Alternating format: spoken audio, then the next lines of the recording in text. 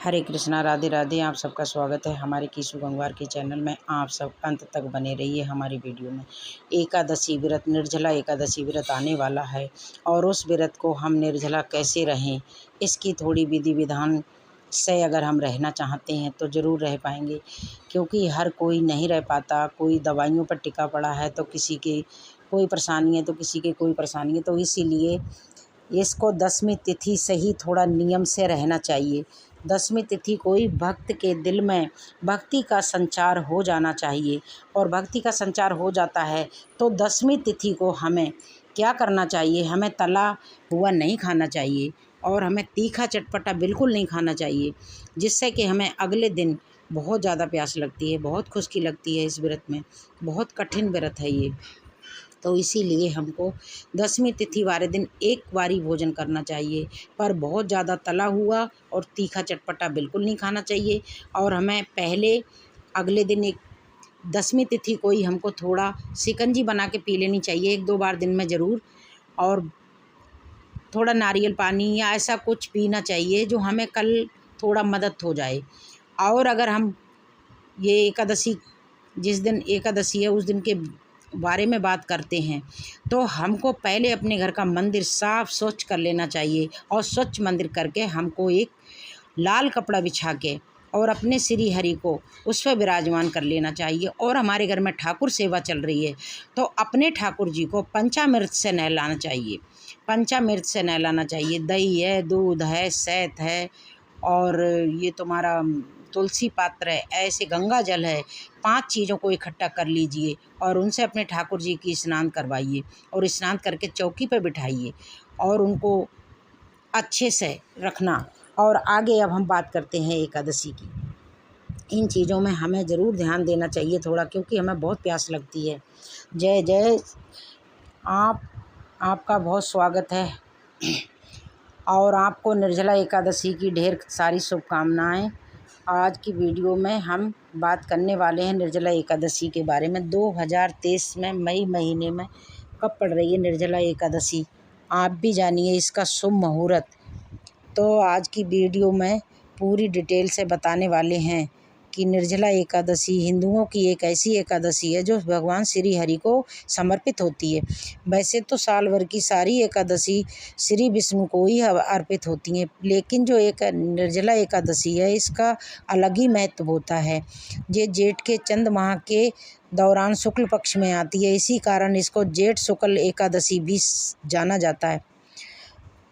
आमतौर से इसको निर्जला एकादशी कहते हैं, और गंगा दशहरा के पे ही आती है। जे कई बार ऐसा हो जाता है कि गंगा दशहरा और निर्जला एकादशी एक ही दिन पड़ती है। निर्जला एकादशी व्यक्ति के सारे पाप धो देती है। निर्जला एकादशी को, निर्जला शब्द का अर्थ होता है बिना पानी के। इस एकादशी को बिना पानी से, बिना भोजन ग्रहण किए रखा जाता है। निर्जला एकादशी साल भर की जो एकादशी आती हैं उन सब में सबसे ज़्यादा कठिन होती है। जो बहुत कट्टर विष्णु भक्त हैं वही भक्त रख पाते हैं इस व्रत को। सुबह बस नहा धो के पूरा दिन पूरी रात कुछ नहीं खाना है, अगले दिन को ही जाके व्रत खोला जाता है। इस बार मई के महीने में निर्जला एकादशी कब पड़ रही है? वो निर्जला एकादशी 31 मई दिन बुधवार को पड़ रही है। इस एकादशी के नियम थोड़े कठिन होते हैं, इसीलिए इसका पालन थोड़ा कठिन होता है। इसका फल है जो साल भर की 12 एकादशी हैं उनके बराबर है। जो व्यक्ति साल भर की एकादशियां नहीं कर पाता है तो वो एक एकादशी से अपने सारे पाप धो लेता है, और सारे ही जितने पाप हैं सब नष्ट हो जाते हैं। ये निर्जला एकादशी का व्रत होता है, 24 घंटे का व्रत होता है। सबसे कठोर व्रत है ये भगवान का, सबसे आवश्यक व्रत है। साथ ही साथ ये व्रत 10वीं तिथि से शुरू हो जाता है और सूर्य अस्त के समय बिना चावल के भोजन किया जाता है। इसलिए एकादशी के दिन जल्दी उठना चाहिए। स्नान आदि करने के बाद अच्छी तरीके से अपने घर के मंदिर को सजाएं, और मंदिर को सजाने के बाद में श्री नारायण की प्रतिमा को विराजमान करें और पूजन करें। चंदन का टीका लगाएं और रोली का टीका भी ज़रूर लगाएं। पीले पुष्प चढ़ाएं, पीला ही भोग लगाएं और पीले ही वस्त्र धारण करें, क्योंकि हरि भगवान को पीला बहुत पसंद है। इसीलिए सब कुछ पीला करने की कोशिश करें।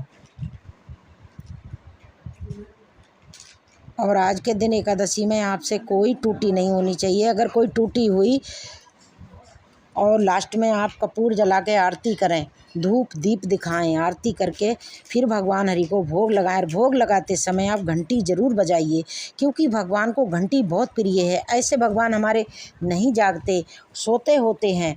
और जब हम घंटी बजा के भोग लगाते हैं, प्रार्थना करके भोग लगाते हैं, प्रभु ये भोग है, आप इसको स्वीकार करो, तो हमारे हरि ज़रूर भोग को स्वीकार करते हैं। जो भक्त एकादशी का पालन करते हैं तो वो भक्त सारी रात जागरण करते हैं और बिल्कुल भी नहीं सोते हैं। और अगर आपके आसपास श्री हरि का मंदिर है तो आपको मंदिर ज़रूर जाना चाहिए। गरीबों को, ज़रूरतमंदों को भोजन खिलाएं, छाता दें, चप्पल दान करना चाहिए। जो आपके बस का है वो ज़रूर दान देना चाहिए। ये सभी चीज़ें हैं, सब ध्यान में रखना चाहिए। और निर्जला एकादशी के शुभ मुहूर्त के बारे में बात करते हैं तो निर्जला एकादशी का जो व्रत है 31 मई को ही किया जाएगा। दिन बुधवार पड़ रहा है। निर्जला एकादशी प्रारंभ हो रही है 30 मई मंगलवार को 1:07 पर और इसका समापन है 31 मई बुधवार 1:45 पर। एकादशी पारण का समय रहेगा 1 जून सुबह 5 बजे, दिन बुधवार 10 बजे तक इसका पारण का टाइम रहेगा। निर्जला एकादशी में कौन कौन सी सामग्री लगती है?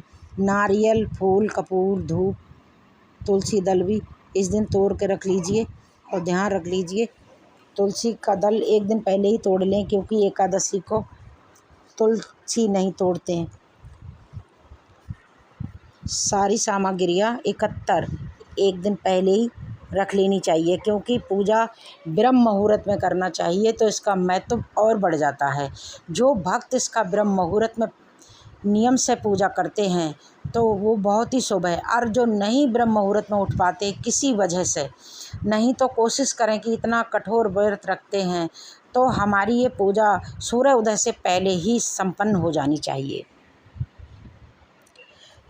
क्षमा अर्चना भी भगवान से मांग लेनी चाहिए कि भगवान मैं इतनी कठोर तपस्या करने जा रही हूँ, मेरे व्रत को स्वीकार करिए। मेरे से जाने अनजाने कोई गलती हो गई है तो उसको माफ़ कर दीजिए।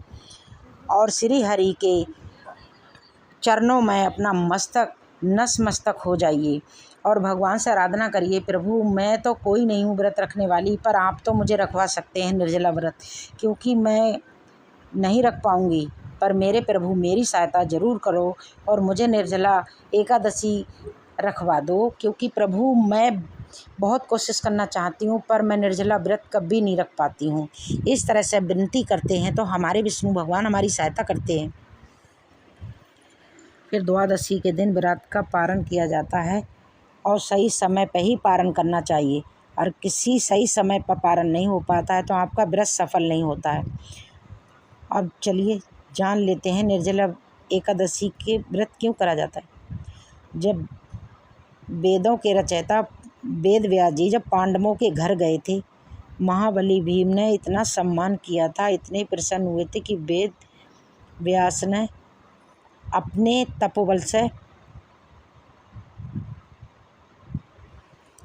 तो वेद व्यास जी ने पूछा कि हे भगवान इतने चिंतित क्यों लग रहे हो। इसीलिए फिर महाबली भीम ने अपने मन की व्यथा सुनाई और उन्होंने कहा वह सर्वज्ञ हैं, वो जानते हैं कि घर में सभी एकादशी का व्रत रखते हैं, लेकिन ऐसा करने में मैं असमर्थ हूँ, मैं भूखा नहीं रह सकता हूँ। ऐसी एकादशी की विधि बताइए जो मैं भी रख सकूँ। उस समय वेद व्यास जी ने कहा, हे महाबली भीम, अब आपको चिंता करने की कोई आवश्यकता नहीं है। फिर भी आप ये निर्जला एकादशी का व्रत भीम बहुत ज़्यादा खाते थे, इसलिए वो व्रत नहीं रख पाते थे।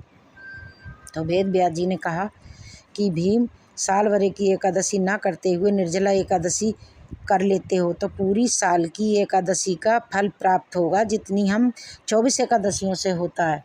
तो उनने वेद व्यास जी के कहने पर निर्जला एकादशी का व्रत प्रारंभ किया था। तब से कहा जाता है कि कोई भी व्यक्ति पूरे साल की एक एकादशी कर लेता है तो उनको पूरी 24 एकादशियों का फल मिलता है। और हमारी ये एकादशी एक ऐसी एकादशी है कि जो रहता है उसके भाग्य उदय हो जाते हैं। और इस एकादशी को ज़रूर करना चाहिए, कभी मिस नहीं करना चाहिए, क्योंकि उनके भाग्य बहुत उदय हो जाते हैं।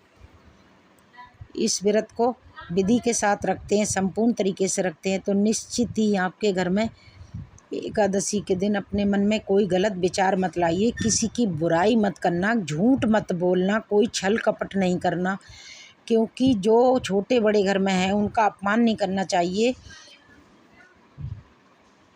आपके घर में लड्डू गोपाल जी हैं तो लड्डू गोपाल को आज के दिन पंचामृत से ज़रूर अभिषेक कराइए और वही पंचामृत बाकी लोगों में बांट दीजिए।